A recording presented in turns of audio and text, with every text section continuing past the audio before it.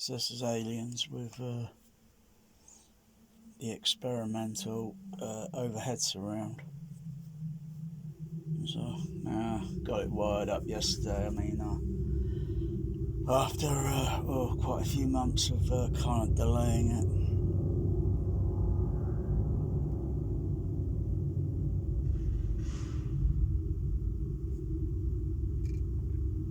It was a live video yesterday, so while I was doing the wiring, it took me so long to do it because I find it very difficult sometimes to do things, get motivated, if you know what I mean, motivated.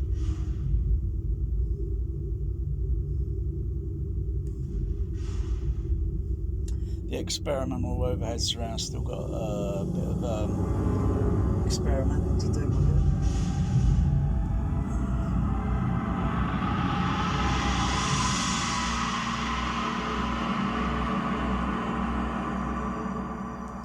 So the kind of most of that is going overhead. So it kind of pans from screen over. It all pans from screen channels into the surround channel signal.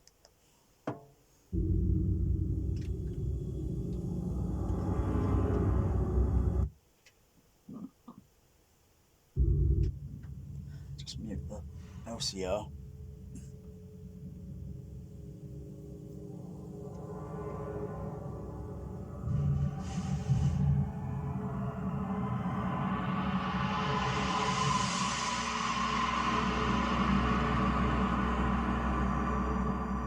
Wow. Still needs a bit more, like I say, adjusting. Because to recreate, oh gosh, a few cinemas that had overhead surround and specific during the 1970s. Actually 1969 is where I think it may have started, may not have, but at least one cinema downtown, the Odeon Gaumont Screen 1 Cinerama Curve, had 6 overhead surround. Oh, my head hurts.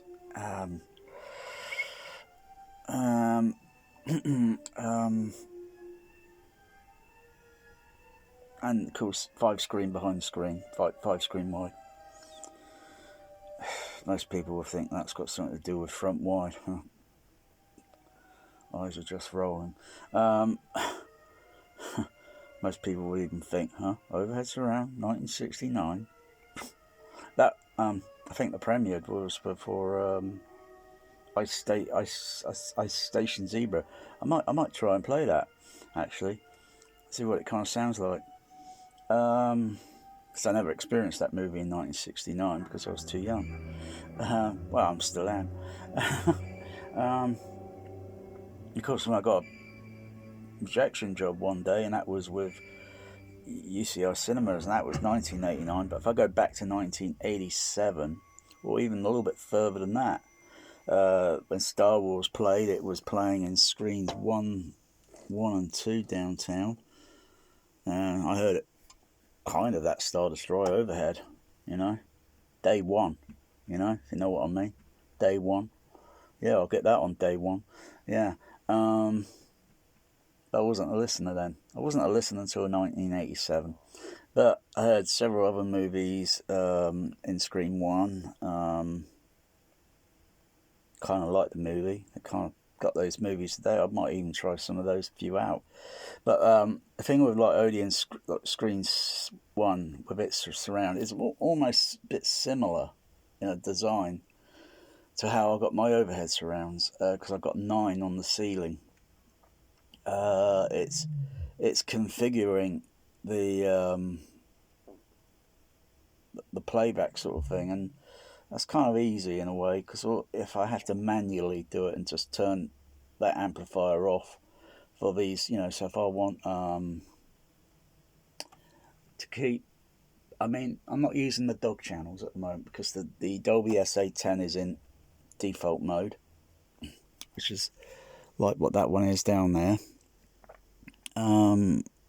that's got nothing to do that. If I turn that on, activate it, I have no bearing whatsoever on the signal going out to these, because the signal lead, which is connecting for a switcher box up here, put the light on,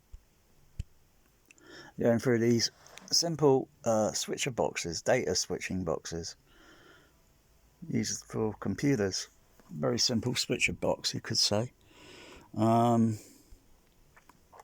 So all I've done is taken the surround signal, so be it whether what content of the film, where, you know, format 040, format 41 or 42 of that 70mm era, format 40, 41, 42, 43,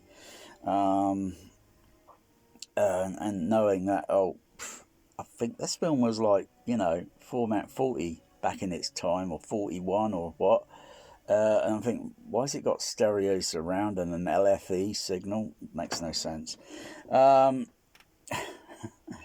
Okay, sometimes they keep it original, you know, to the integrity of the, you know, but you're still missing a left center, right center channel. But I can kind of do that, recreate that down here with that decode, two decoders down there. I can recreate that, and it sounds damn good.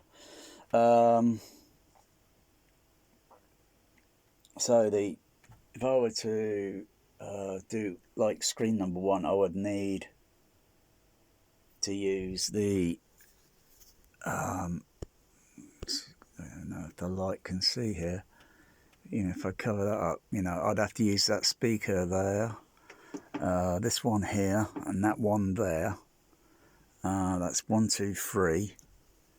The middle ones here, in the middle here, those won't be used, and I'll just use the 1, 2, 3 on the ceiling at the back. That should kind of mimic or kind of recreate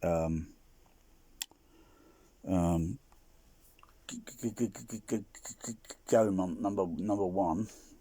Gaumont number 2 used a typical left right half surround configuration, which is practically no AVR on the market, and I doubt even a Trinnov could even do that, and most people wouldn't even have a clue what I'm talking about. Left half, right half, what the heck is he talking about exactly?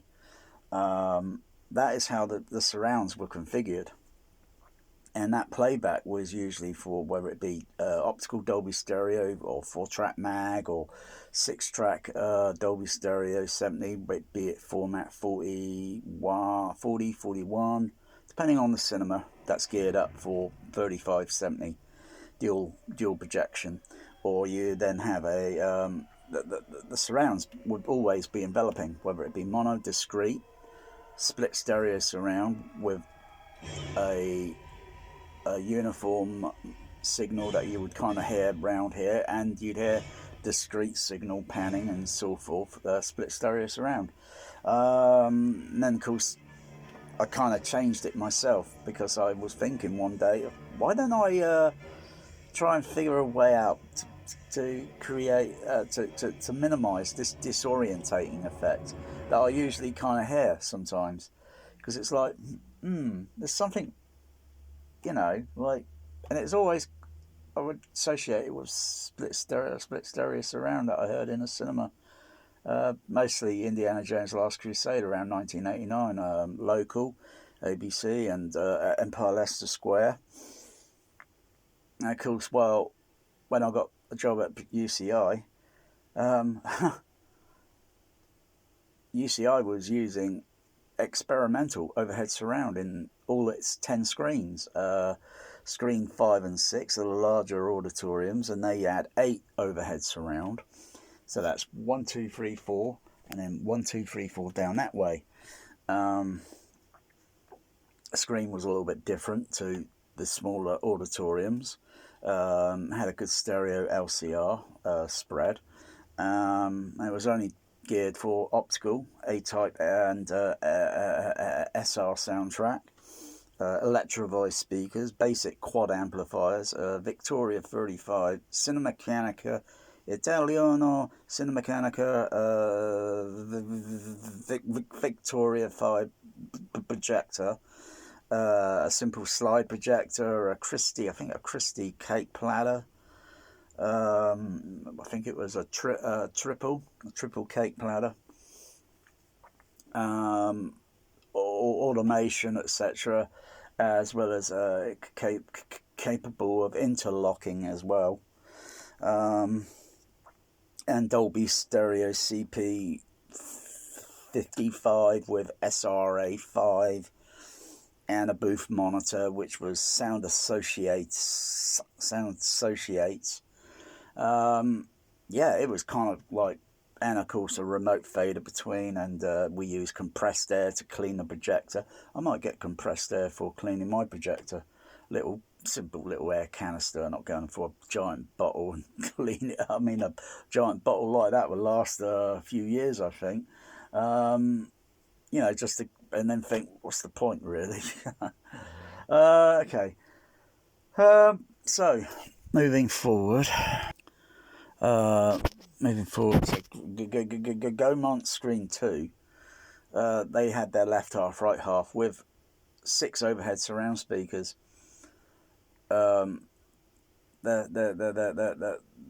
no pictures that show any late version of the auditorium, except a very early 1970s picture that only shows one angle of the auditorium. When it was subdivided or something,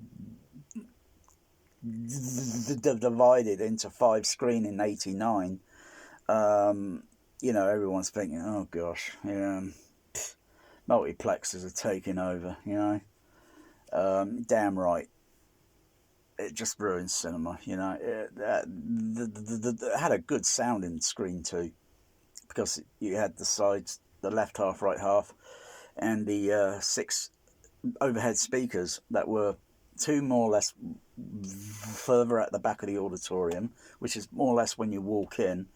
And if you were to walk in it today, there'll be just stud walling, plasterboarding, and all that all going around, that curves around, and you walk down the aisle, and occasionally, if I would say, oh look, there's one of the original overhead surround speakers, but it's got a piece of wood over it now, so you can't see the speaker.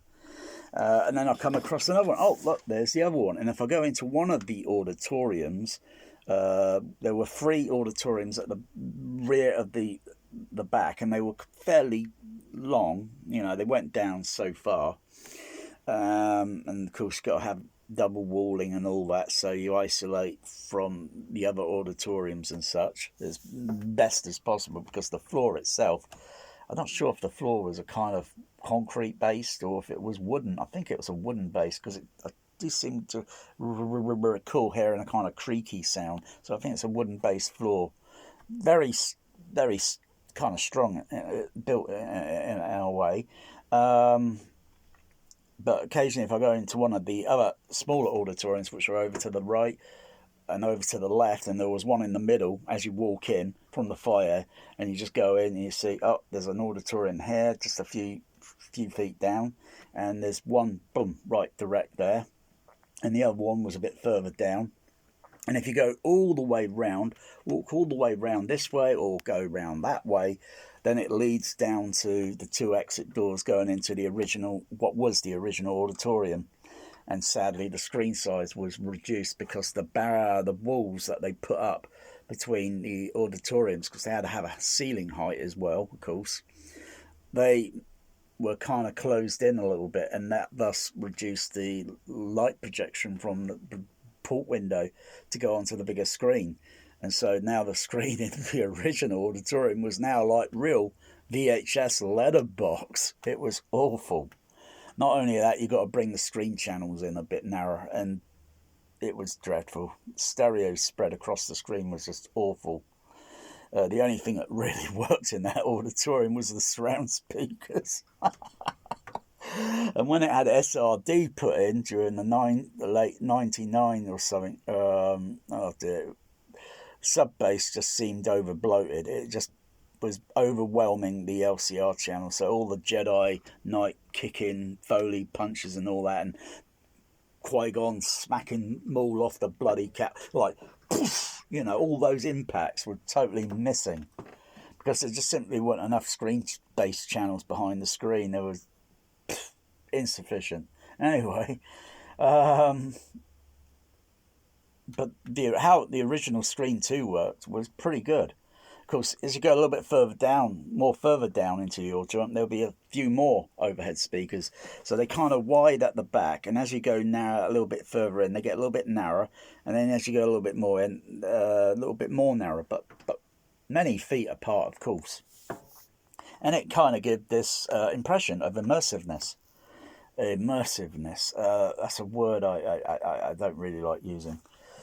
There's a lot of people that can't even stomach the bloody word now, I think, because it's just associated too much with Atmos, and it's just BSing the marketing just to promote it and just make Dolby Atmos seem like it's relevant.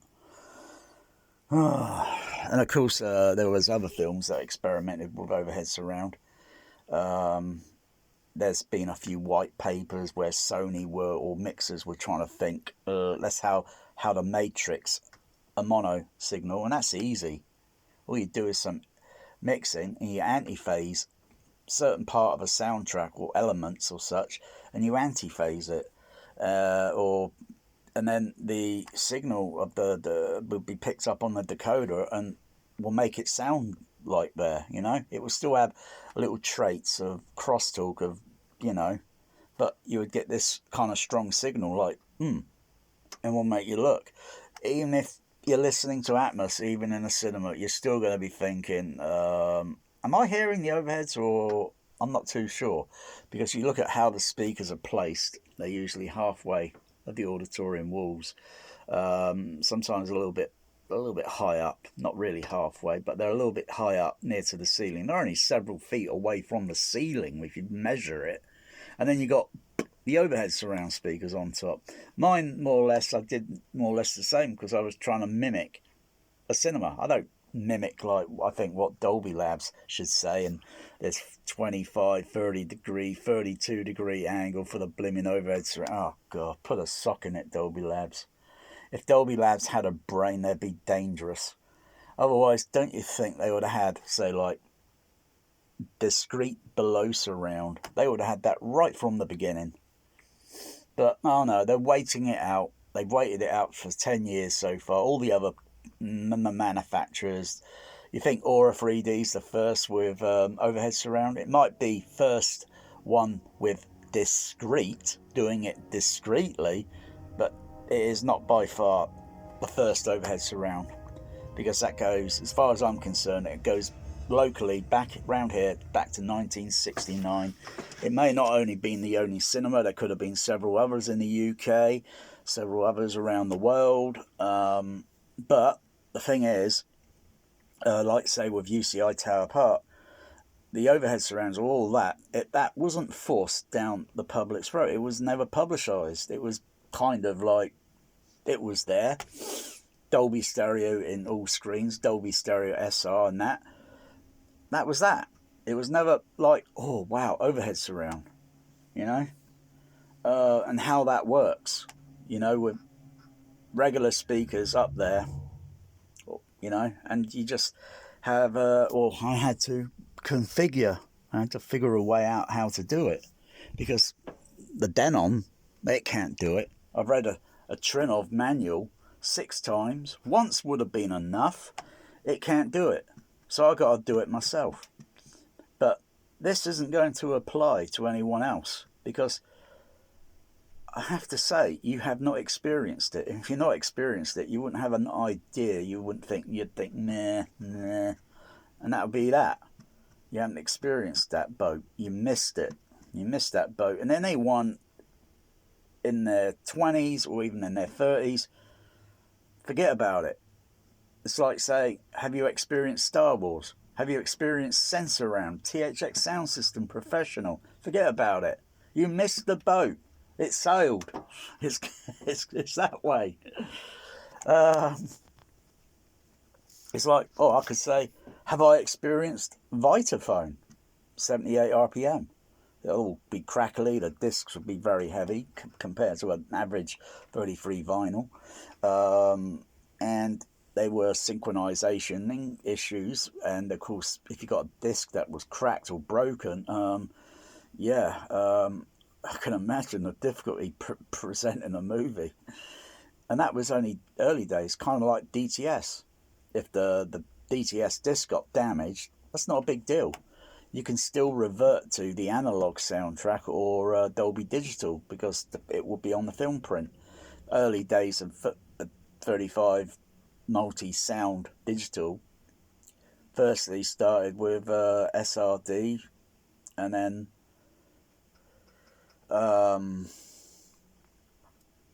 there were occasional tracks that weren't SRD because these were experimental, like Star Trek 6 Undiscovered Country, where that was going out in 35 SR as well, and 70mm 6-track mag, uncompressed audio.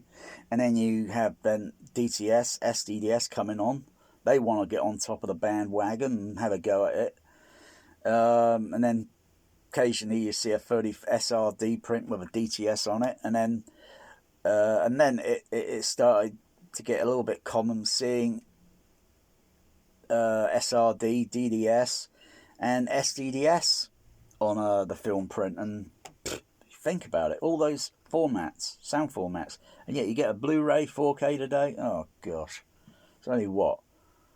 Oh dear, it's nowhere near, you know. So you think that 35mm, it was so thin, and but you think of the weight of the whole lot of that film is pretty heavy.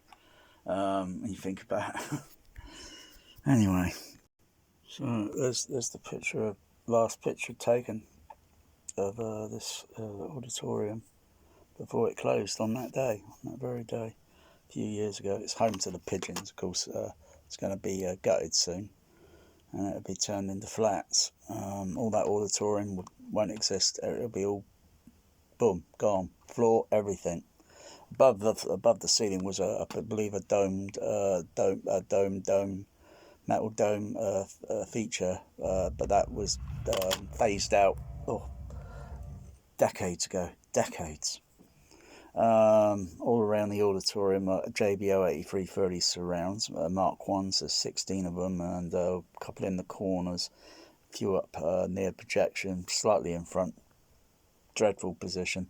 And in the ceiling, I can see there's one overhead there, another one here, another one over here, another one here, and another one over here. And of course I can't see the other one because the photographer has used a wide angle lens, I think, with probably I'm not sure, it looks like a fisheye lens, but it's a bit of a wide angle lens on obviously a DSLR, kind of like I would use, but I'd probably take several pictures, you know, as well as video. That's what it opened with. Ice Station Zebra in Cinerama 70mm.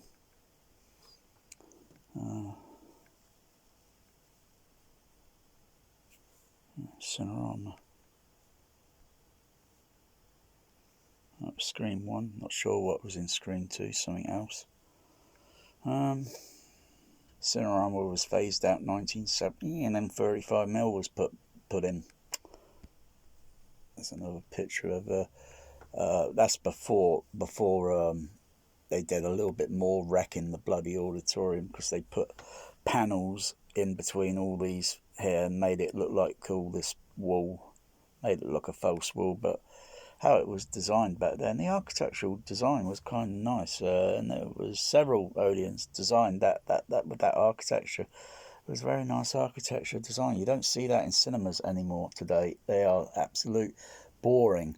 Atmos, Dolby Cinema, morbid, black walls. Oh, morbid. Those were a lot more colourful. And not to mention that colour there, that gives a warm, welcoming colour. Not going into a cinema auditorium, it's pitch bloody black, dark walls, and it looks morbid. No style at all. There's another one of downtown. I could see one of the overhead surround speakers. Actually, I could see two of them. I could see one there, over here. Yeah, one there as well. And of course, that screen opened out pretty wide. Compared to when it was back to 35 with scope. It doesn't matter. When you got all the projection formats, they all have different aspect ratios as such. Screen masking as well. Aperture plate. That's one of the smaller auditory, not small. So screen number 2 downstairs. I'm zooming in, so it's a little bit pixely. This picture was probably taken at very early 70s, I'm guessing. Before they fit Dolby Stereo in. There's another picture that's colour. Not sure what year that was taken, but I can see one of the overhead surrounds up here, which is a bit pixely. It's about, what the heck is it? I think it's about there. If I'm pointing my finger onto the over where, well, I can't, because my line sight, your eye line sight. But it's about there. That would be the last two speakers going a bit further down into the auditorium. The other ones would be a little bit further back, and then the other ones a bit further back of the auditorium. But it had these columns going down the side. It was a pretty good. It's a reasonably large size screen. It's better when you're a little bit nearer front. But yeah, there were some very other unusual things that I noticed in this audience. I'm not sure what they were. They could have been heat sensors, thermostat heat sensors or such, or they could have been microphones. I could see one thing here, and over on the opposite side there was also another one. And I can't even recall if I did see them in screen number 1 upstairs. But I think maybe they were removed or something. But I was thinking maybe some sort of microphone that they might have, 'cause as long as you get the system tuned up somehow, you can put in a permanent microphone in that auditorium. So it'll always be in a position. So when an engineer comes in, he doesn't have to set up a microphone. There'll be always something there already set up. Because everything's been gone over and gone over and gone over so many times, and it'd be like, we can fit a microphone here, and then all you have to do is come in, connect the RTA up, and do the calibrating alignment. Oh, it could have been something else, space alien. That's how one of the corridors are. That's screen number 4 over to the left. The other screen was a little bit more forward. Actually, no, I think that was one of the middle auditoriums, because you come into the foyer over here, and then you come in, and you go straight to this auditorium, which was a little bit larger than the other two auditoriums that looked similar in design. And up there on the ceiling is where one of the overhead surrounds were. Just a piece of wood placed in there, and it's still there to this day. Even though many other people had gone in and videoed and documented before the auditoriums get either demolished, the whole cinema demolished, or it gets turned and converted into flats. One of the larger screens, screen number 6, I think this is, at Tower Park, UCI, CIC, UCI. And there's the overhead surrounds up here. There's about 3 in the picture that could be counted. The other one's a little bit over here because it's the photographer. Projection main port window for 35 projector, and another little port window for a slide. No, actually, that port window, because it's a different camera angle. Of course, all the original seating.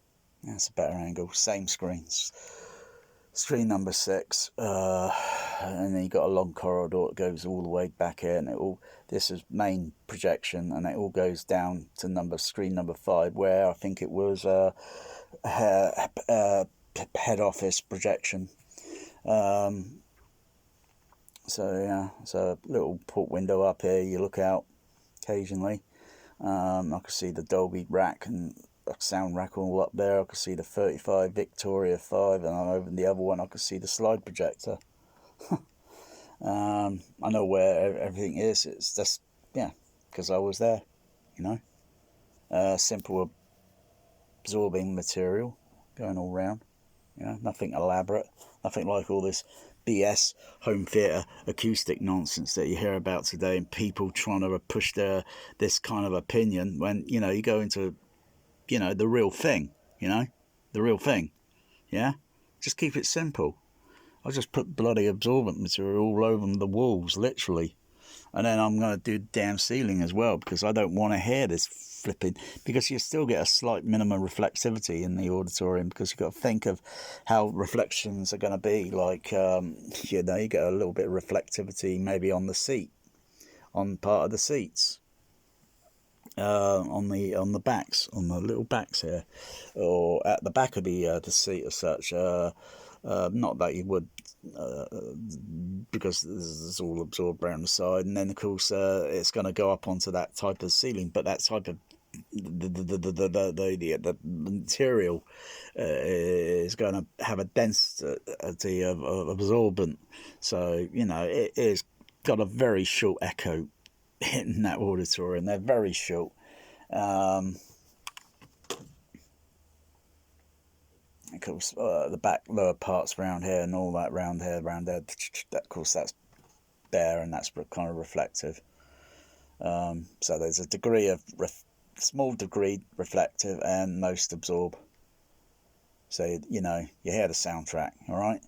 You hear all the echoes and reverberations on the sound mix, not the auditorium doing that, you know, like in the old days where it did that. And then you muddy up typical things like dialogue or such.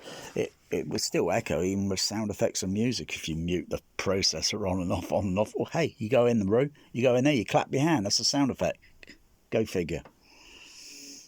Or you make a musical sound and you hear an echo. Go figure.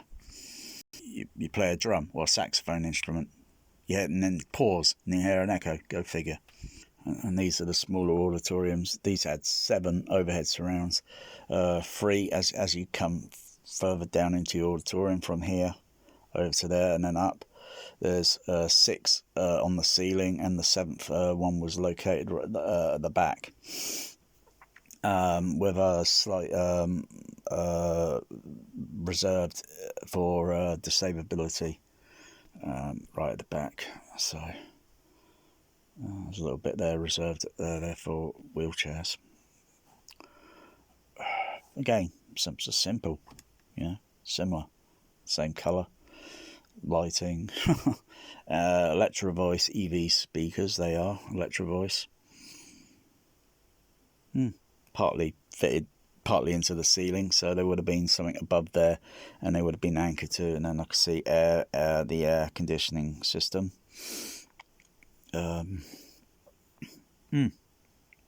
Screen height angles were very awkward in these, but it worked. Heard quite a few movies in there. Heard quite a lot of movies in that auditorium, as well as 5 and 6. When I left UCI, a few years later, they had DTS down there for Jurassic. I went down and checked it out in the far screen number, I think it was screen 6. Of course, you know, the surrounds now were stereo overhead surround. All these were gutted. Their auditorium was, their original overheads were revamped and all that around, I think, 98, maybe 1999. They had then CP 500s fitted in, I think. They still occasionally had their CP 55. I was last, had a little tour around there. Young kid showed me around it a few years ago, 2012 I think it was. And they were just stripping out all the Victoria 5s. They were putting in this rubbish digital projection stuff. Oh dear, dreadful. Not even like, say, let's leave a few 35mm projectors, say, hey, maybe in our main screens, you know. We'll take everything out, you know, but we'll still keep 35, so you cater for the public, you know. Give what the public demands. That's what it's all about. It's like, say, we want Star Wars back in the cinemas. Public demand, you know. But it's like home cinema here. at least I can cater for all the formats, as well as theatrical film mixers. You can't cater for that on 4K, or sometimes you get a 4K or Blu-ray new movie, whatever it is, like War of the Worlds. That's, you don't get that on Laserdisc, but it's like lossless audio, And then you get a 4K, and then like someone idiot's tampered with it and put a filter on it and taken all the low end off of it. And the overhead surrounds are completely fake, like they're not even worth listening to. In fact, I could do my own version of that now, if you come to think of it, because if War of the Worlds were playing in these auditoriums, yeah, they would be exactly